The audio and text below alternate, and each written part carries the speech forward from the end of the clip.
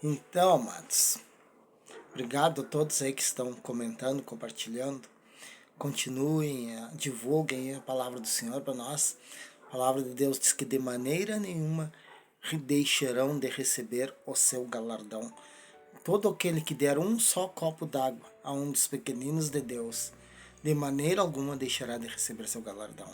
Então, vi seu coraçãozinho aí, comente, compartilhe, faça o que Deus dirigir você. Obrigado a todos.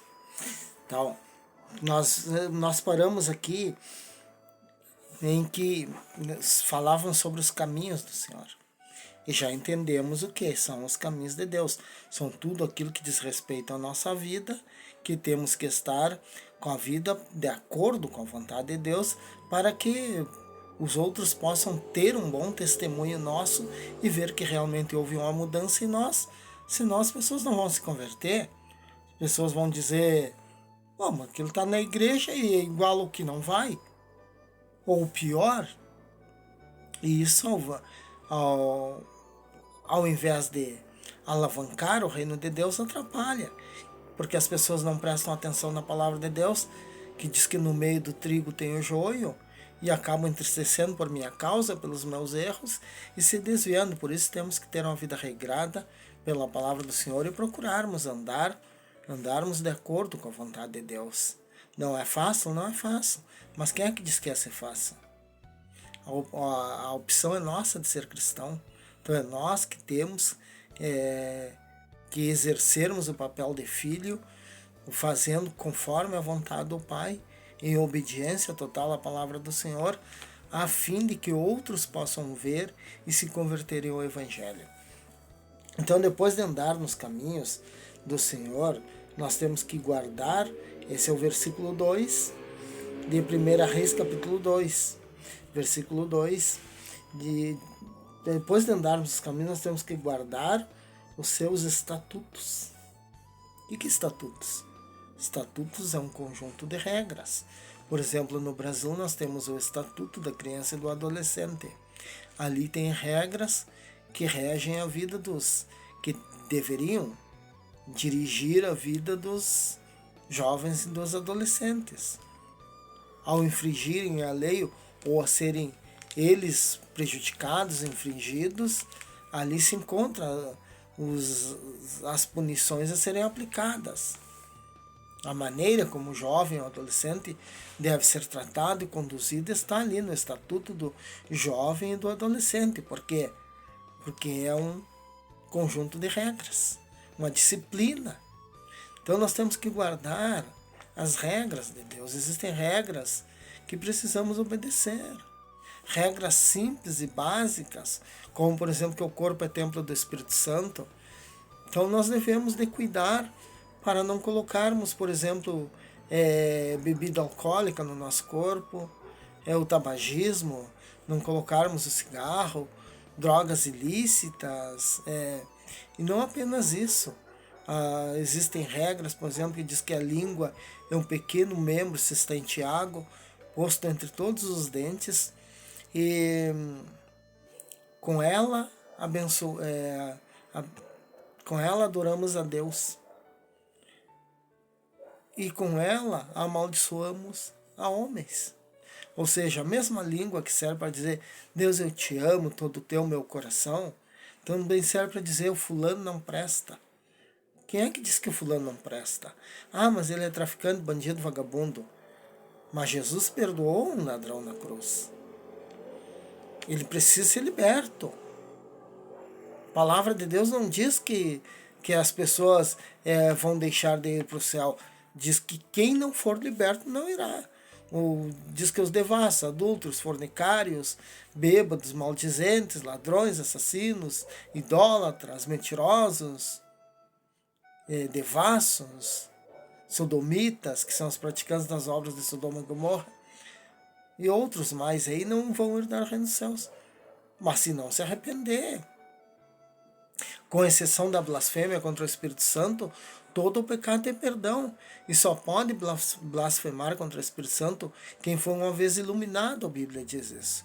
Ou seja, aquele que teve plena convicção, pleno conhecimento da palavra do Senhor, como eu, por exemplo, que sei o que a palavra de Deus diz, o que as Escrituras dizem, né?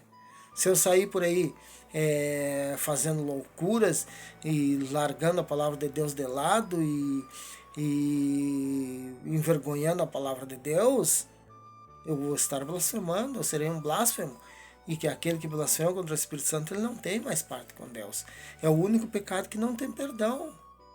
Então, assim, ó, aqui, como diz um amigo meu, aqui é a oficina de Deus. É tempo de arrependimento, é tempo de buscar a Deus, é tempo de se curvar, de reconhecer os erros e fazer uma conversão, uma mudança de atitudes. Então nós não temos ministério para julgar ninguém. Então nós precisamos andar nos caminhos do Senhor e guardar os seus estatutos, regras, conjunto de regras.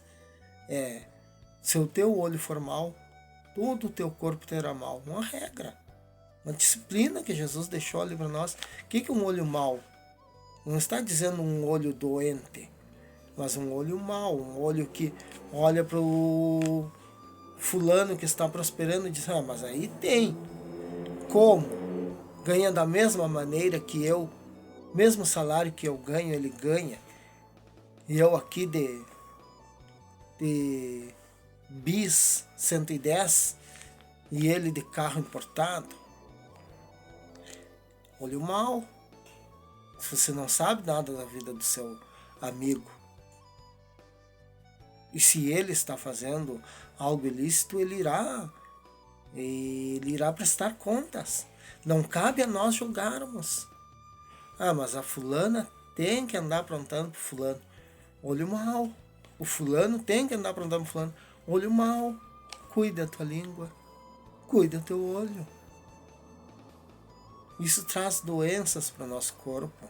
Esse tipo de atitude. Isso traz pobreza. Isso traz amarração. Isso traz uma carga de ódio sobre nós, porque quando isso chega no ouvido dessas pessoas, tem a reação, é a lei da ação e da reação. E ninguém quer ser ofendido nem caluniado. E aquilo atrai uma corrente negativa para nós. Por quê? Porque nós deixamos a palavra de Deus de lado. Deixamos a palavra de Deus de lado e ficamos apenas como cristão no título. Sendo que a palavra cristão significa parecido com Cristo. Mas Cristo não andava falando mal de ninguém, nem julgando ninguém. Ele mesmo disse, eu não vim para julgar o mundo. A palavra que eu prego, essa é que há de julgar. Então, aquilo que está escrito aqui é o que há de julgar. E o julgamento é agora. Nós estamos diante do tribunal de Cristo, porque quando Jesus voltar, estará tudo definido. Os que estiverem à esquerda, apartados de mim, malditos, os que estiverem à direita, vinde, benditos do meu Pai. Então precisamos compreender que o julgamento é agora, não é quando Jesus voltar. Jesus não vai ficar um tempo lá ouvindo o porquê isso, o porquê daquilo, não. A palavra está aqui. Quem ouviu, não, já está julgado. Para absolvição ou para condenação. Ou praticou e fez o que é correto diante dos olhos de Deus e foi absolvido. Ou continuou errado e será condenado. Ou todas as vezes que errar, se arrepender, será absolvido. Por quê? Porque nós lutamos contra a carne. Não é simplesmente sermos super-heróis da fé. Nós temos lutas todos os dias. Vontade de desanimar, vontade de pecar, tentações da carne, no espírito. E precisamos suportá-las. É aquele que perseverar até o fim. Ninguém é salvo ainda. A pessoa diz, eu sou salvo. Eu falo por fé, eu sou salvo. Tem que perseverar até o fim. Porque se você se desviar 1 minuto antes de Jesus voltar, você estará perdido. Porém, se você se arrepender 1 minuto antes de Jesus voltar, você estará salvo. Então é na obediência, é na humildade, é no respeito para com a palavra de Deus. É